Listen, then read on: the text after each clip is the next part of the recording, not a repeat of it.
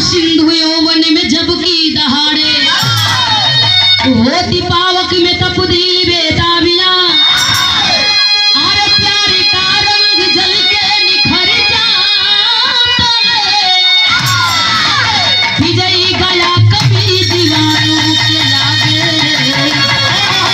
जमाने का तगमा उतर जाता है।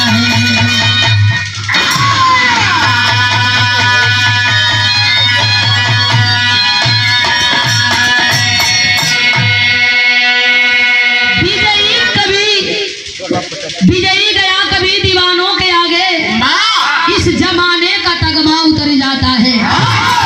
लोग कहेला कि जब प्यार का परवाना चढ़ेला है बाबू तब कोई दिखाई ना देला, न गांव समाज, न अपन भाई, न अपन बाबू, न गांव न पूरा।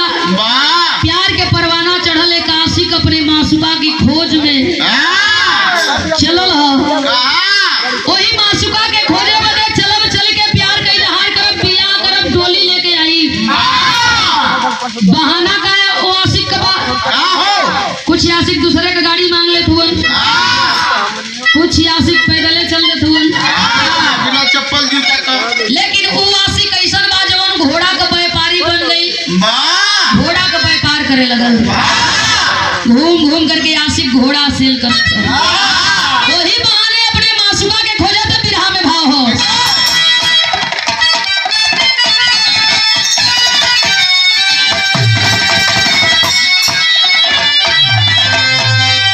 अरे आज पीने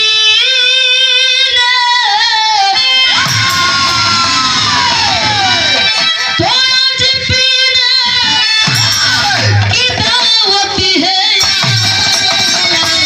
चांदी परी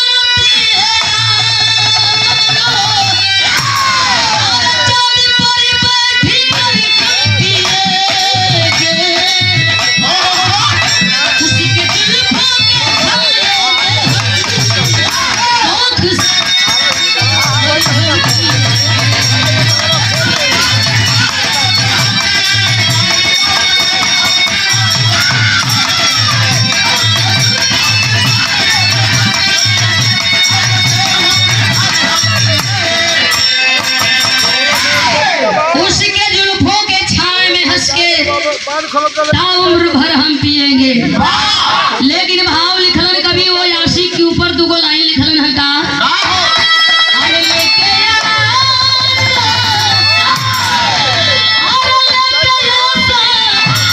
पपीहा चल क्या भात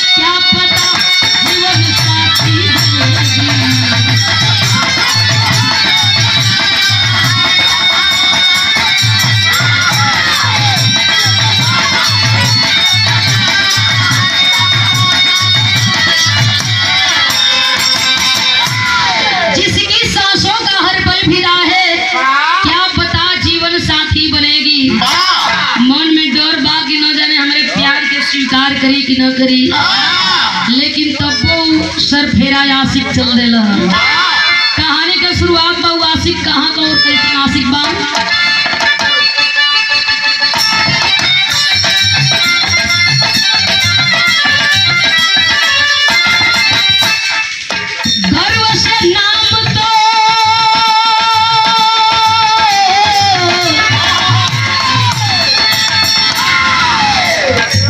गर्व से नाम तो समाज जिसका लेता है, गर्व से नाम तो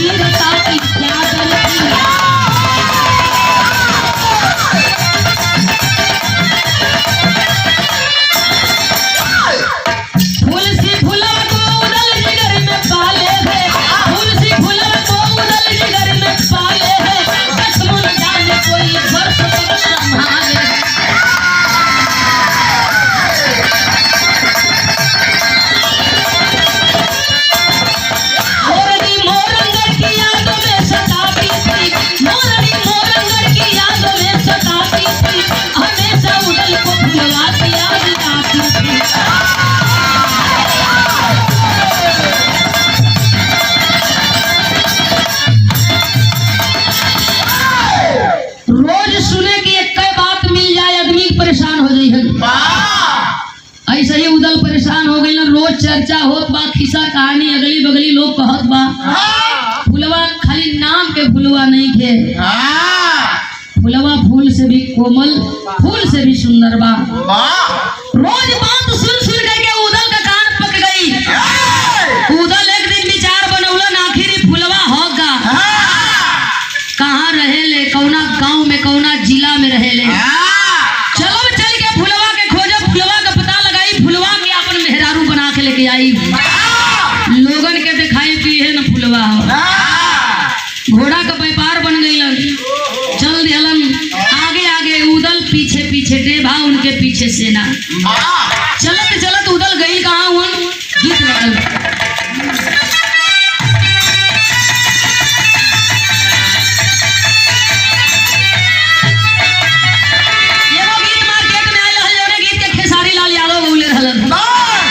दुल्हन कले रहल।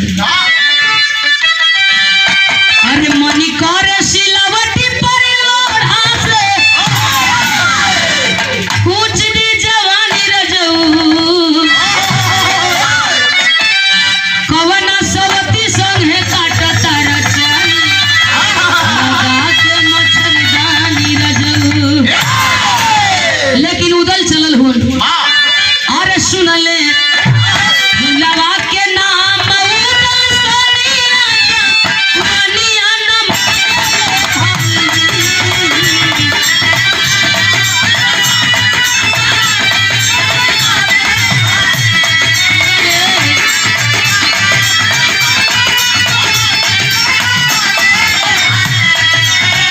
अरे सुनले फुलवा के नाम उदल सोनिया सोनिया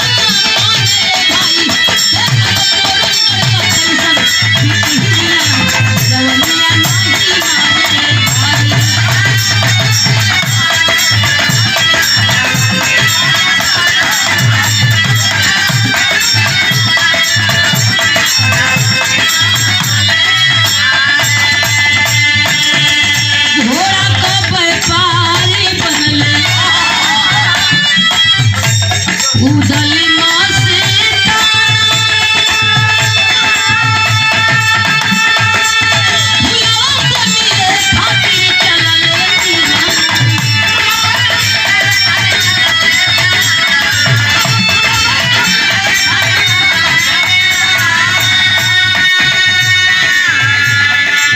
मलिनी के घरे चलल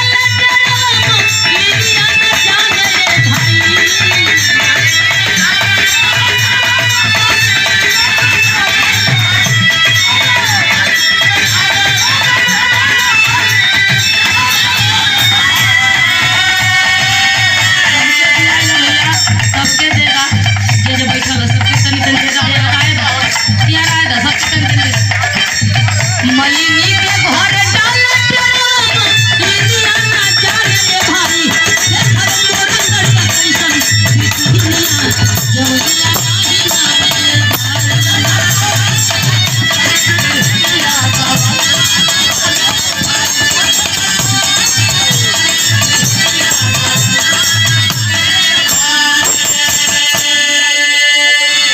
खाली फुलवा से मिले खातिर उदल चल दिहलन। चलते चलते चलते चलते उदल वही मालिन के घरे जा करके डेरा डाल दिहलन।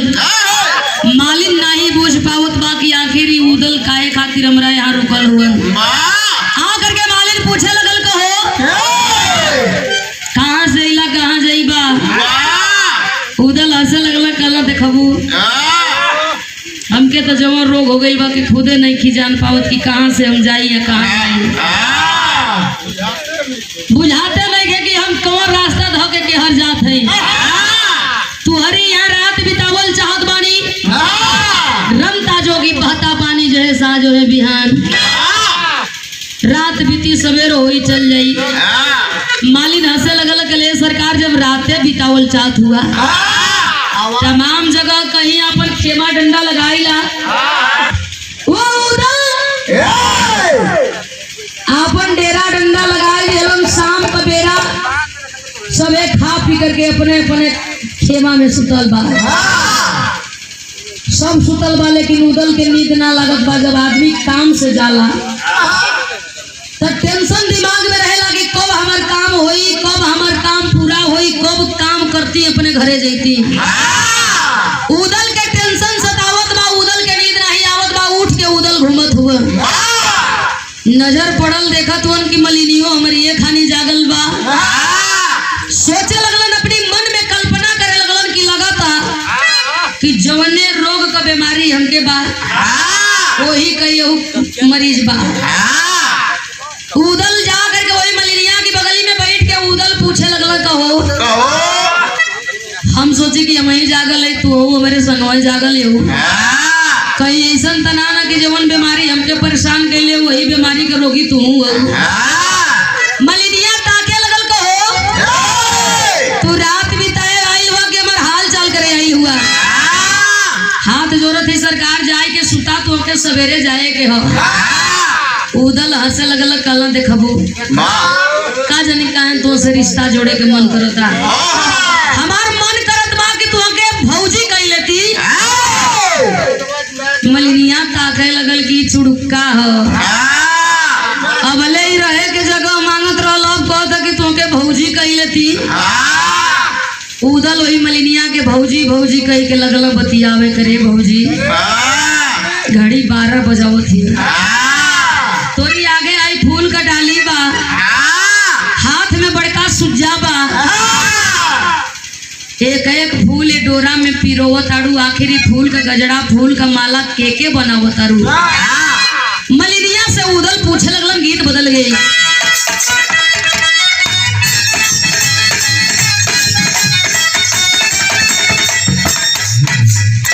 के बनावत आड़ू। मालिन कहतिया, अरे उन्हीं के गुथी उन्हीं के गुथी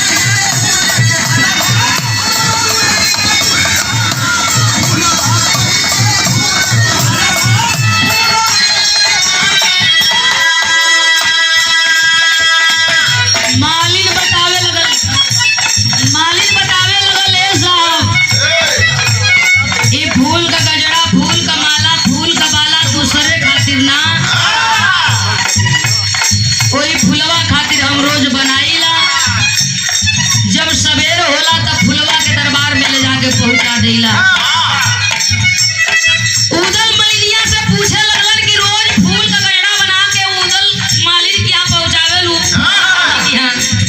बदले में काम में हंसाना तो के मिलेला।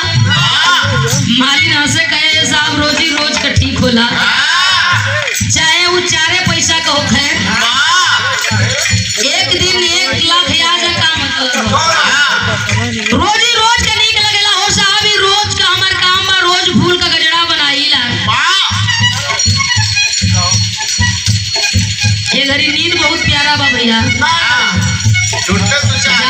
जागे वाला के नींद बहुत प्यारा होला, चाय से भी बढ़िया नींद लागत है। वो मालिन से उदल पूछत हुआ,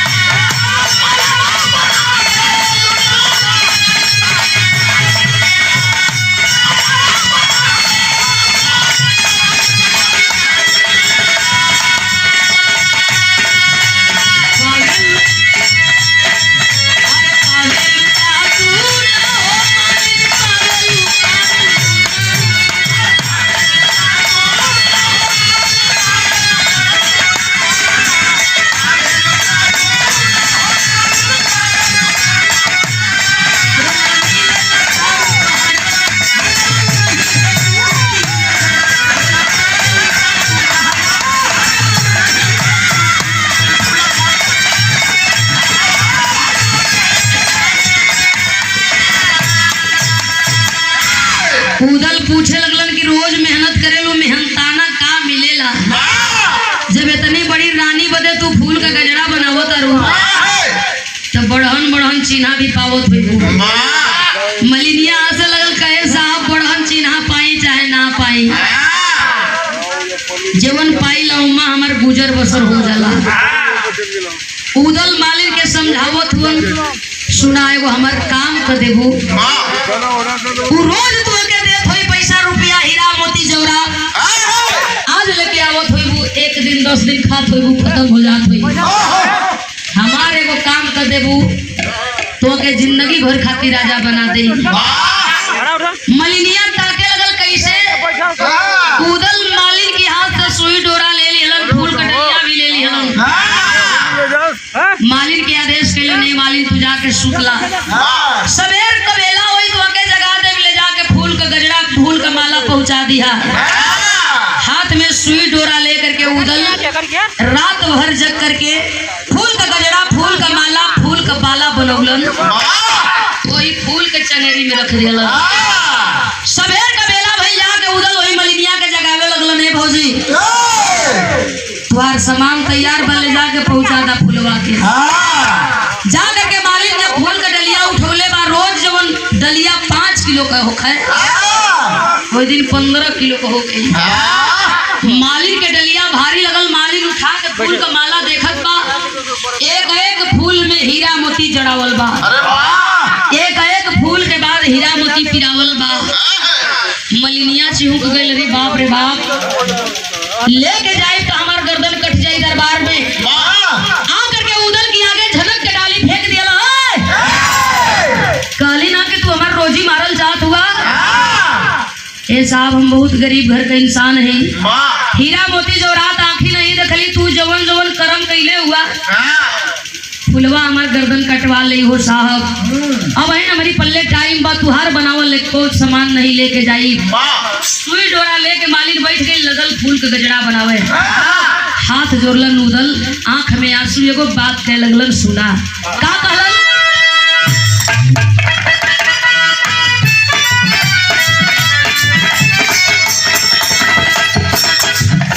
और निबिया के डरिया के डोलिया बनली बा, वही निबी के पतइए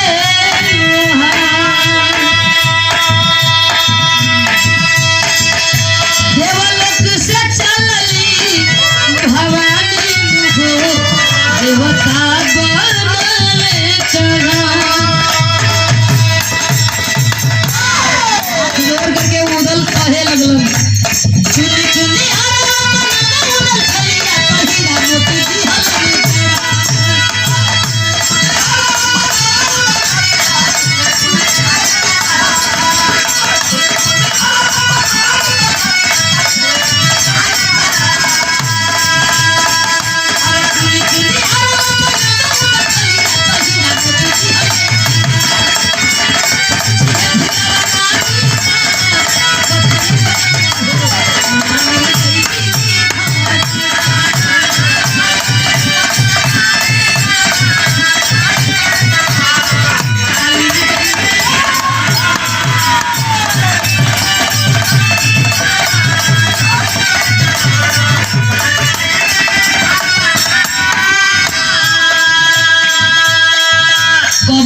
झूठ के छिपावे खातिर कई हजार झूठ मनाई के बोले के पड़ जाला।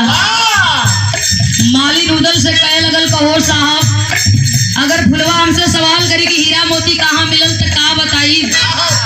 उदल मालिन के समझा करके एगो बात कहे लगलन सुना, जब तुमसे फुलवा पूछी कि हीरा मोती कहाँ पौलू, ई फूल का गजरा फूल का माला के बनावल, तो फुलवा के एगो बात बता दिया। उदल मालिन से कहत हुन का, कही दी हमारी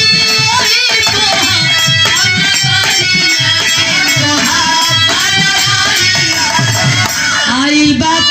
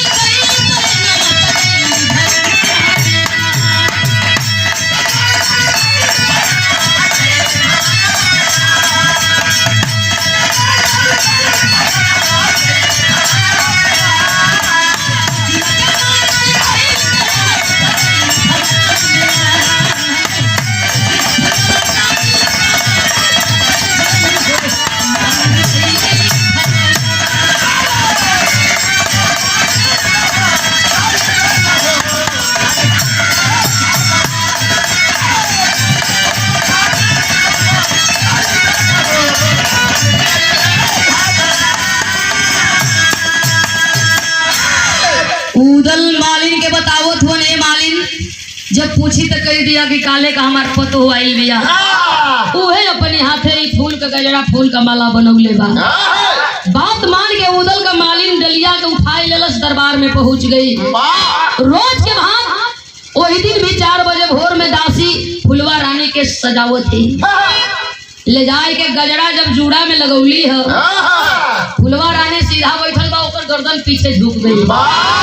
माला निकाल के जब नेटई में डलली है तो ओकर नेटई आगे के झुक गई। वजन बढ़ी है। पकड़ के माला ताकत बा फुलवा रानी एक एक फूल के नीचे हीरा मोती जड़ावल है।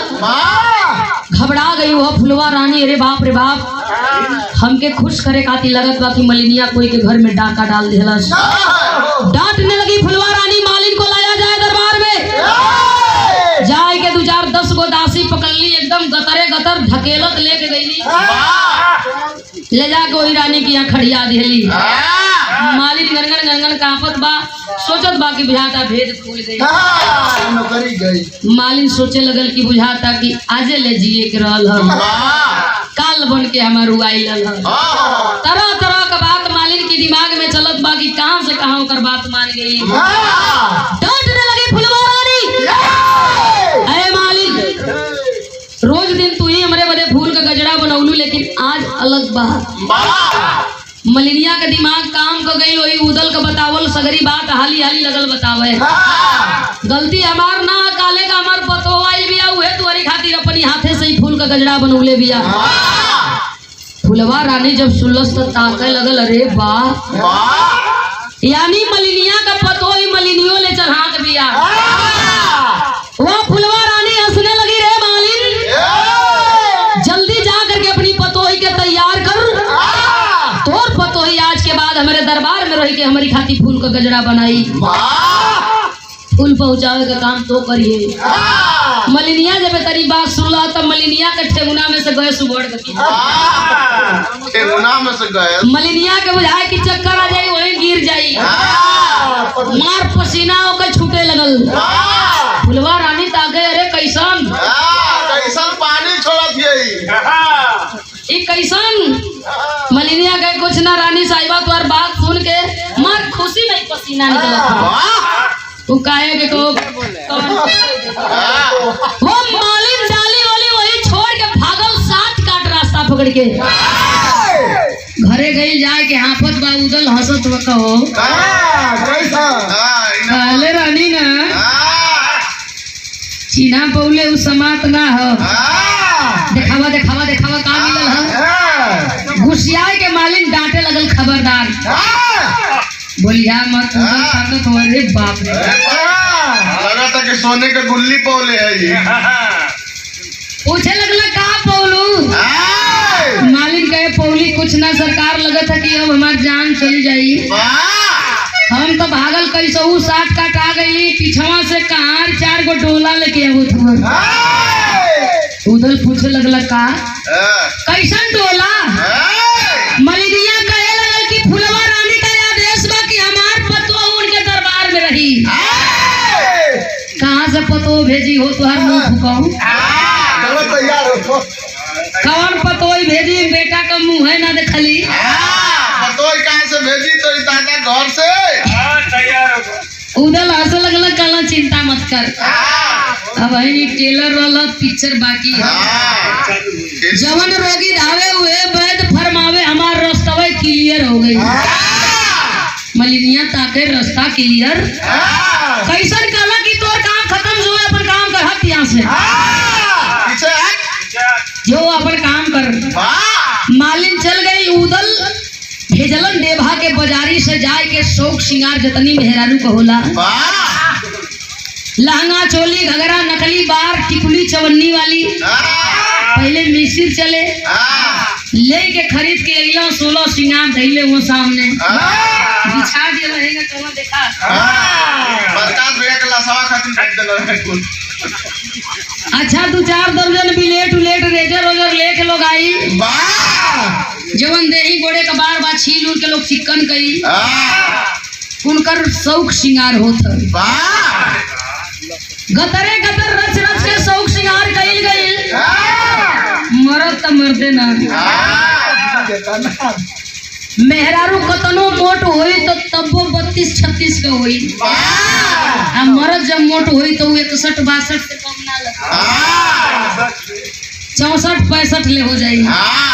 अब वो मेहरारू का चोला घघरा आवे तो उदल के कैसे आवे, जब बाँह डाल के खींचो तो सियन ओकर थर टूटे। बेटाम बंदे ना हो तो बड़की बड़की पीन मार के कैसे फंसावे, बेटाम तो तड़ाक टूटे। अच्छा कैसो घघरा चोला पहिरलन, 2 हाथ का घूंघट मरलन, चवन्नी वाली टिकुली ओठलाली लगाए के, मरकहवा काजर, नकली बार लगाए के, वही में मकौआ गजरा लगाए ले बैठल हो मलिनिया ताकत आई हो मैया। काजर जना तक लौरी के हुर्रा से लगौले आखिर कईल का चाहत हो, टुकुर मालिन ताकत यो। चार कहार आ गइलन, डोला दुआरे उतर गइल, चार कहार आवाज लगौलन, रे मालिन बोल दे अपने बहू को आके डोला में बैठ जाए। गइल मलिनिया जाए के अखबारी पकड़ा तो बोलत हो कि रहने दीजिए अम्मा जी, मैं चली जाऊंगी, मैं जाके बैठ जाऊंगी। मलिनिया छोड़ के हट गल जाके आहिस्ता वही डोला में बैठ गई। आज जब डोला में बैठल हो तो डोला में एगो बल्ली लगल है, डोली में बल्ली होले मोटहन का, जब चार कहार पकड़ के उठावत हो तो चरचर करत हो। ई चारों अपने में शान में टक्का करत हो सकी हो, ये दुल्हनिए या कि कोनो दूसर जानवर या बड़ा डोला ढोली जा, बाकी मुंगरा लगत है छटक जाई। 4 चिलम गाजा मार, चारों कहार 4 कोस लेके ना जा पौलन, बुझा खून फेंक के मर जाई हन। 100 मीटर जा तब लोग उतार के गजा के दम 1200। अरे दुइये परक पे बौसीर उभर जा, गजा का नशा जब हो गया तो लेके भागा कुल 4 कदम औरी जाए आगे उतार दो। कैसो डोला पहुंचल, विराम भाव हो।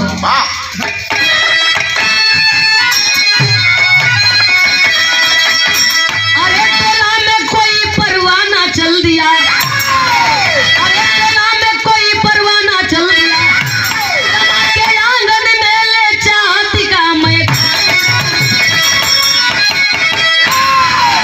कजरा यखियनी के बीच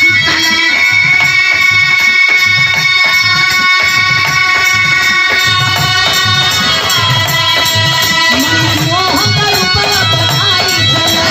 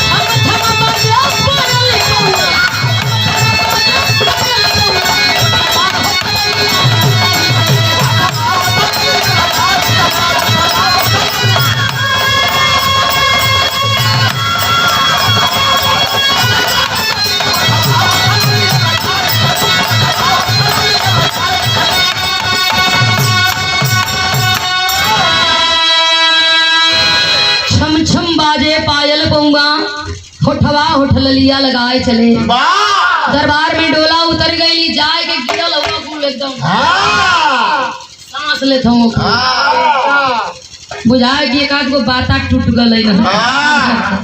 सोचो कुल की अरे बाप रे बाप, फुलवा रानी देखत बा कि डोला आ गई, मने दुल्हनियों आ गई। आदेश करती है फुलवा रानी, 10 गो दासी गईली है, अपन दौरी औरी लेके दुल्हन को सम्मान के साथ दरबार में लाया जाए, ले जाए कि डोला से वहाँ दौरी बिछा दे। सोचा थी कि उनकी पकड़ के भौजी के उतारल जाए, जाके जब ही पकड़ल चाहत बाड़ी से तो वही डोली के अंदर से ही बोलो तुम अच्छा मरद के तनो बना के बोली वाह तनी मनी बेस तो आई जाई केसर बनावे ई जाके पकड़ के निकालल चाहती तो तू मना कर तो मैं चली जाऊंगी please excuse me don't touch me सोने का नहीं छूने का नहीं तई सोचा कौन के खैले पियले दिया तो तनी मोटा न बचिया अजिया का घर तू घर चला खैले पियले घर का बिया लगतिया आखिरकार दासी को नहीं पकड़ ली अपनी मन्ने ही डोली से उतर के जाए के रानी की आगे खड़ा हो गई जाके हाथ जोड़ के प्रणाम करत हो एक मालिन का प्रणाम रानी के चरणों में स्वीकार हो रानी नीचे ऊपर ताकत दिया के रे बाप गजब कर पर्सनालिटी बा सीना पेट एकदम बराबर गजब मालिक के रच के बनौले होन हाल चाल होखे लगल मालिन से फुलवा रानी पूछे लगल कहो मालिन कैसे जनलू की हीरा मोती हमके बड़ा पसंद है घूंघट की आड़ से बोलत होन बतियावत होन हमार बाबू रोज रोज आपे का खिस्सा कहत रहलन जब सांझ का बेरा होखे तो खेत में कहू चीखुर गठिया लेके आओ चीखुर नहीं जानता पहले दुब्बा जवन उछलावल जा वही के चीखुर कहा जा हाँ जी चीखुर हमारे गाँव में रहे जवन दुब्बा उछलावल जाए आज घरे नहीं खेत में खर मारा आज तो रोटोवेटर चलता था ओके उछलावे में सुबह से सांझ हो जाए गल्ला हो जाए वही के पीट के मनई लेके आओ वही का कौड़ा करम कौड़ा बुताए ना अगर अगिया बुताए जाए तो ढेलवा गरम रहे ओ दुबवा के ढेलवा गरम रहे तो करे दमस से आगी सवेर ले रहे मालिन बतावे लगल हमार बाबू आपा का खिस्सा कहत कहत मर गवा सुनले रही तो हमको पता रहा कि आपको हीरा मोती बड़ा निक लगता है यही लिए हम आपके लिए बनाए दिए कौनो गलती फुलवा रानी कहे रे गलती नहीं तू तो कह दिले बड़ू कि अब खाली हम तुअरिया संग रहबे करब बतियावत दिन बीत गई सांझ का मेरा खाना पानी आयल दोनों जानी तनिके तनिके लोग खाई भात लोग खाए चटाई लेके उदल जाए के बहरे सुतल जात हुन फुलवा रानी मना कैले बियाई का ना आज का रात तो के मरे लगे बितावे को हुई बड़ी कुल बात बतियावे के बाद बिहान जहां मन करी वहां सुत लिया लेकिन आज रात भर मरे लगे तो रहे के हो उदल जब तनी बात सुनलन तो बुझाए घुघटवा उठा के फेंक दिहन मने मने मार खुश होता हूँ कि जवन जवन हम सोचा थी तेवन तेवन हो जाता उनका कहा मन बाकी बारे सुता गई हवन जाए के वही फुलवा रानी की सेज पर बैठल हवन कटोरी में तेल गरम करके ले ले हुआ जाए के फुलवा रानी बैठल वही तारू में लगावत हुआ बतियावत हुआ महीन भाषा में यहाँ तो बड़ा कुछ आप तो ये सब नहीं खाती होंगी आप तो किस्म किस्म का खाती होंगी फुलवा रानी जवाब में कहे कि टेंशन ना लो कल से जब हम खाई तो हम खाई बर्गर बना दे का तो के बात विचार होखे लगल है बाबू धीरे धीरे फुलवा रानी के नींद सतावे लगल और जब फुलवा रानी के नींद सतावे लगल तब भई का यहाँ बिरहा क्लास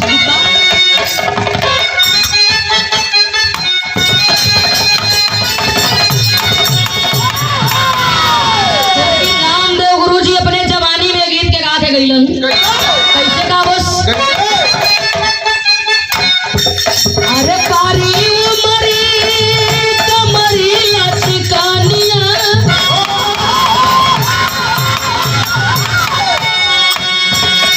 पारी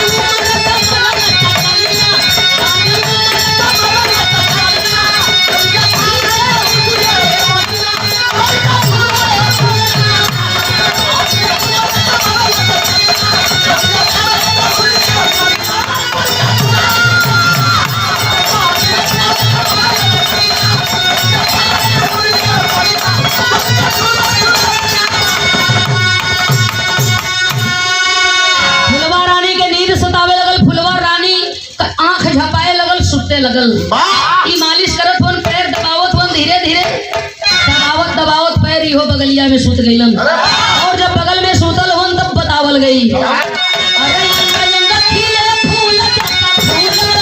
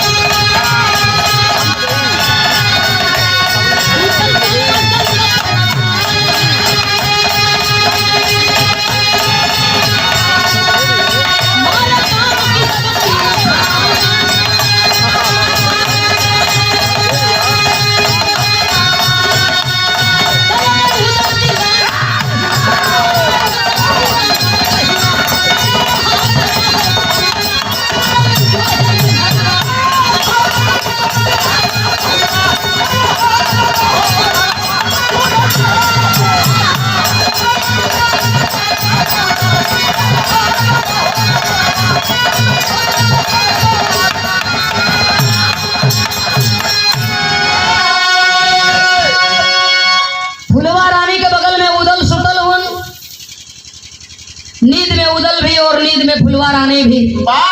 उदल का हाथ एगो फुलवा रानी के करियाई पर बा, एगो पैर फुलवा रानी के पैर पर बा। फुलवा रानी का करवट रहा, हर करवट हो गई। और जब फुलवा रानी का करवट उदल की ओर भइल बात, एक लाइन और कवि के लिखे,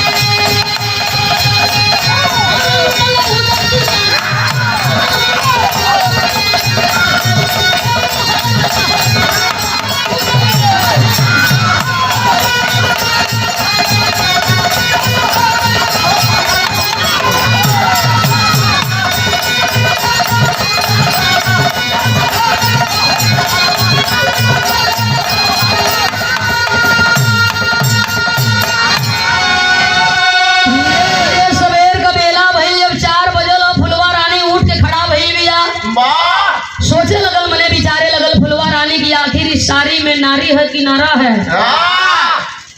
मेहरारू हो कि मरद। फुलवा रानी दौड़ के गई, जा करके म्यान से तलवार के खींच ले, तलवार गर्दन पर लगा देला। उदल से पूछे लगल, कौन है तू? सामने आ, चेहरा दिखा कि कौन है। उदल खड़ा भइलन, घूंघट उठाए के फेंक दिलन, चोला घगरा फारत हो तर तर तर फाड़ के घुमा घुमा फेंक दिलन।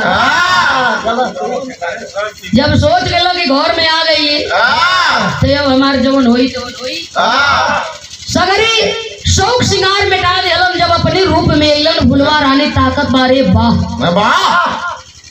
आप तो मोहबा कबीर है ना।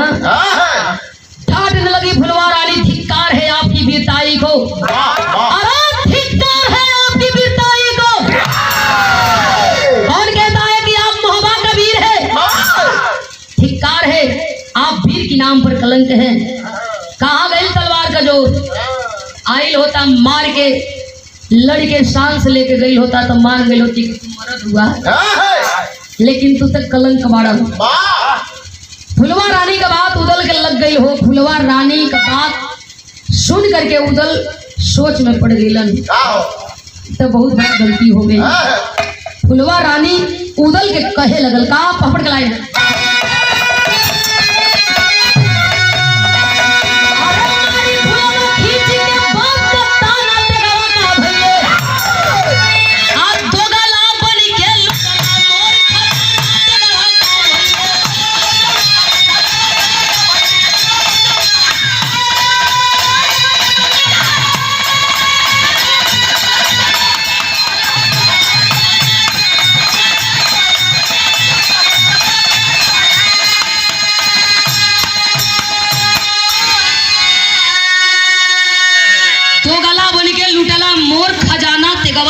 भइले धोखा हमरे साथे कैला ई कैसन धर्म तुहार हो पीर तबे हम तुहके मानब ओही मोहब्बत का सरदार हो अरे दुल्हन बना के ले जाबो मस्ताना तगवा का भइले नहीं खियाइब तोहे तगवा का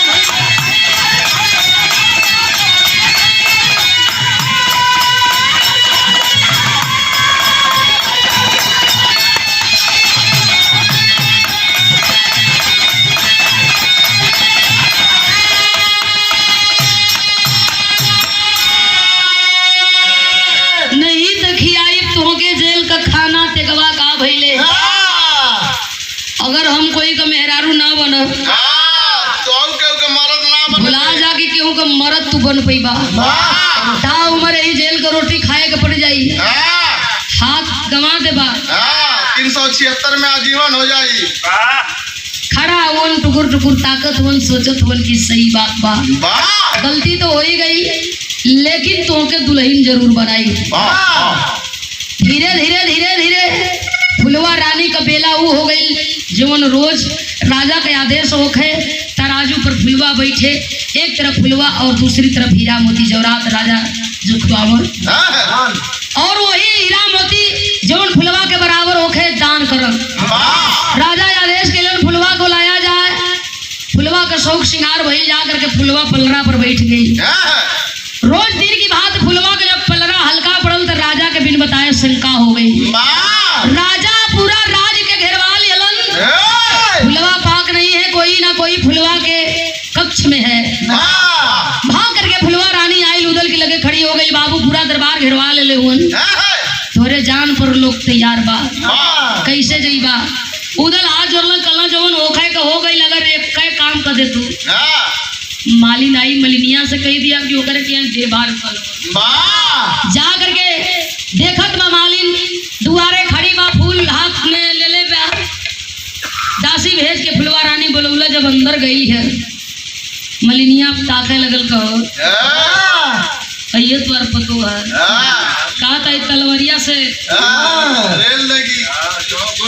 मलिनिया गनगन गनगन कापे तो आई सरकार कला तो आई सरकार मत कर टाइम न है जल्दी भाग के जा तोरे के देवार पर उदल का बतावल बात है मलिनिया कला हाँ जाके उनके कहदा कि उदल का जान खतरा में हो मालिन भागल गई मलिनिया सोचत बा कि जवान ही भी पता गई 10 दिन से हमर खाइल पियल एने कौने दौड़ावत हो कुल भागल गई मालिन जाके वही देवा के आगे खड़ी हो गई देवा पूछो तो कहो भीतर ले गई लल्लू की ना भैया ठीक ठाक हो मलिनिया गलाई गई मलिनिया जोर जोर से हंसे कहे तो भैया ते तनी ठीक हो पूरा दरबार घेराइल है जितना जल्दी होखे नरियर ओरियर लेके पहुंचा नहीं तो तिलक बरछा कर दिया सब जल्दी जा उदल सोच गई कि भैया के बुझात जान खतरा में बा हाली हाली एगो चिट्ठी लिखलो वही आल्हा के यहाँ चिट्ठी भेजोलन सेना लेकर के चढ़ाई के लिए किला पर आल्हा के भाव से बतावल गई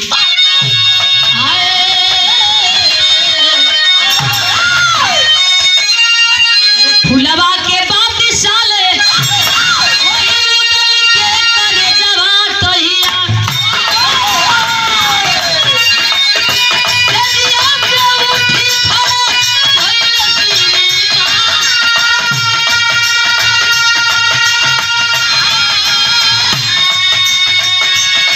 चुनरिया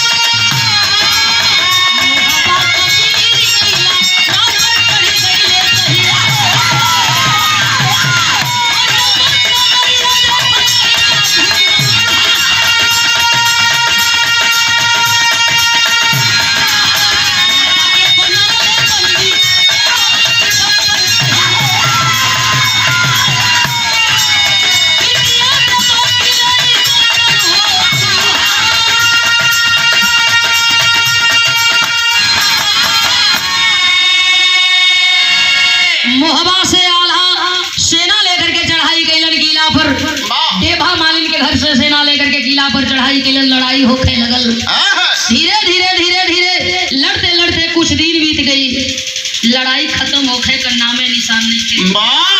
आखिरकार दोनों भाई किला पर फतह हासिल कैलन, राजा के बंदी बनौलन, दोनों ओर से तलवार गर्दन पर लगौले हुए, मोटका सिक्कड़ गर्दन से लेके वही गोड़े ले पहिरावल गई। राजा निहुरल वन, दोनों ओर से तलवार दोनों भाई लगौले वन। उदल पूछे तुम का करबा, सोने वाली गुलिया लेबा कि मोहरिया लेबा? का करबा, बिटिया देबा या कि तुहार गर्दन काट ले? शर्त रखा जाता था जे जीते ओकर बाजी रहे, जे हारे ओकर गर्दन कटा जा, ओकर मोछ मुड़वा दिहल जा। आज घड़ी का होता, आज घड़ी केहू के केहू कुछ कहे लायक देखे मारे जमाना। पहले शासन प्रशासन ऐसा रहे कि लोग डराए कि फलाने की हमार बात न पहुंच जा, नहीं तो फलाने बिहाने गधा बना के घुमवा दी हम। आज गधा पर उंगली उठाईबा तो लोग कहिए हमार बात में देखा अपन पहले देखा। पहले अपन और देखा। दोनों भाई पूछे लगन बिटिया देवा की गर्दन हमन काट लिहल जा। राजा बड़ा खुश भइलन, हार गई, बिटिया लेके जा सकत हुआ। गर्दन पर तलवार आला लगौले, उदल पहुंच गइल, फुलवा के जाके कलाई धलेलन। कला का हो फुलवा ताकत बा, मान गई कि तू वीर हुआ, लेकिन ये काम पहले करता तो और निक लगत, सोना पर सुहागा जैसन बात हो जा। ले करके उदल फुलवा रानी के चलल हो, आगे आगे आल्हा, पीछे पीछे उदल, उनके पीछे फुलवा रानी, तमाम सेना भी चलल है। कैसे